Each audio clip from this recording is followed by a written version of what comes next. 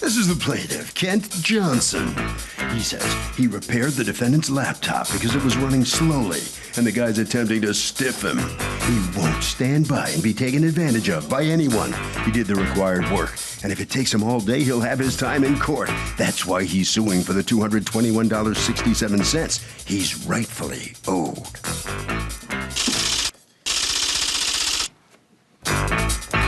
This is the defendant, Carl Corbo.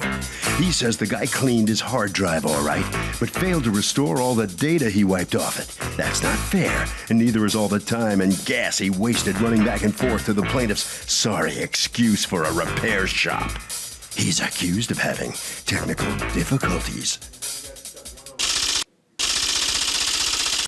Okay, Kent Johnson, yes. Doing business as Compatible Computers. You are suing Carl and Cynthia Corbo for $221.67, which represents the repair bill that he stopped payment on, the stop payment fees that you had to pay, and your costs for having to come after him to sue him for the money. What happened? He brought his computer in for me to repair, gave some specific instructions on what we should do. And what was that? He wanted the computer erased, take his data off of it. It was a Windows computer, so we put his My Documents folder onto our servers. Then erased his computer, put the operating system back on, then tested his printer, did some extra things that he asked us to do. All right, so he asked you to do a repair and wipe it out and then put his stuff back on, and what happens? We did the work that he asked us to do, and he came and picked it up and gave us a check. Then after he got home, he called and said, well, apparently he can't find his data. I talked him through a little bit on the phone and realized that we probably did not put his data back on, and said, come on back, we'll put it back on. We have it on our servers. Okay. So what did you do? Yeah, at that time I brought the computer home and they called me, they asked me to come pick it up. I can't believe you didn't open it up and test it while it was there. It was like 4:30 at night, they were closed up. I went home, I lived 10, 15 minutes away. 4:30 at night? In the afternoon. Well, it was That's like shop time. Yeah. All right, 4:30 at night. Anyways, I got it home. Actually, my mom had passed away, so my wife and I had opened the computer because we were going to print some pictures out for the funeral. Okay. And we noticed that the picture folders weren't there. At that point, I called Kent up and I asked him where it was. He said, we made a mistake. We have to put it back on. So I had to drive back down there. And how far is it from you? 15 minutes, 10, 15 minutes with traffic, and I had to wait around in his shop for approximately an hour for him to reload all the data. Then when I got back home, we talked about it, I discussed it, I said, this isn't right, so I sent Kent an email telling him that I was going to stop payment on the check. Because the $125 check? Right. I told him I was going to stop payment on the check.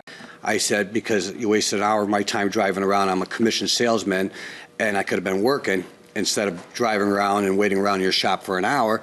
At that point, I told him I would be willing to pay. In the email, I told him I'd be willing to pay the difference of time. You billed me for 2 hours labor.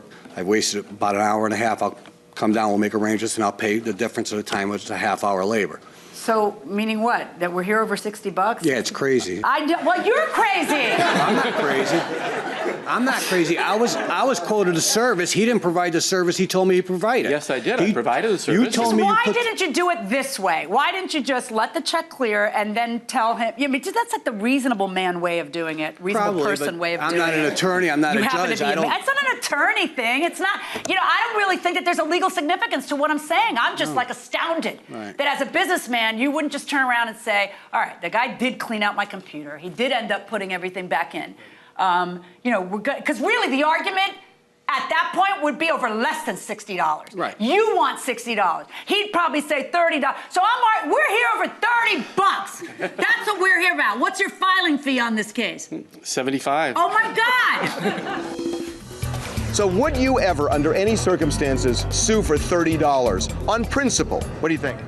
I wouldn't ever sue for $30 because, you're putting someone's life in jeopardy. But if somebody really takes advantage of you and you just want to make a point, is it ever worth doing that? I mean, has somebody ever so taken advantage of you that you just feel violated? I mean, it's just $30. It's just $30, but it's like they've stolen $30 from you.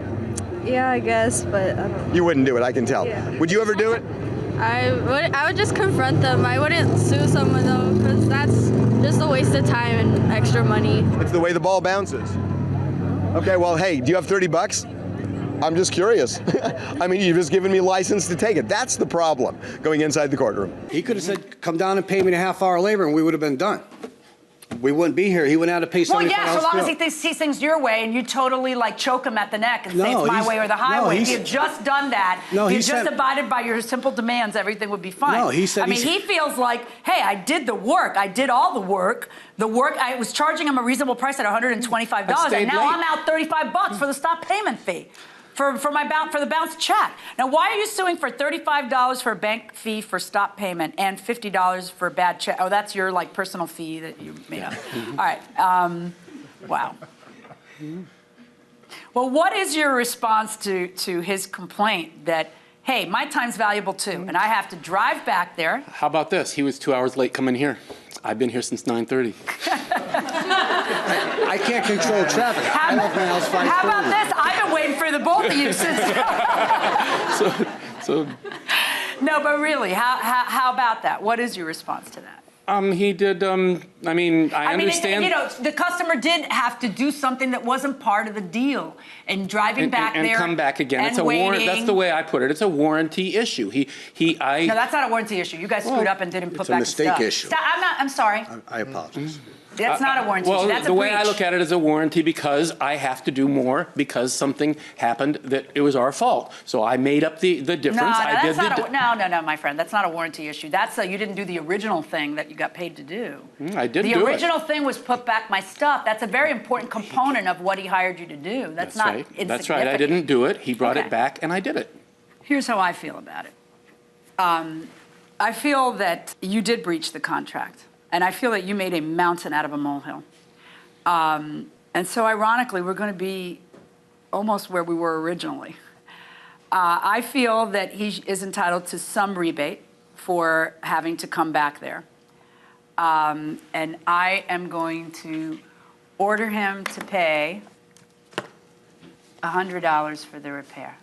But because he stopped payment on the check, without any unilaterally deciding that he was entitled to a discount that I don't agree with him on, I'm going to order him to pay the $35 stop payment fee. So that's $135. Verdict for the plaintiff. You folks are sort of foolish, I got to tell you. Good luck.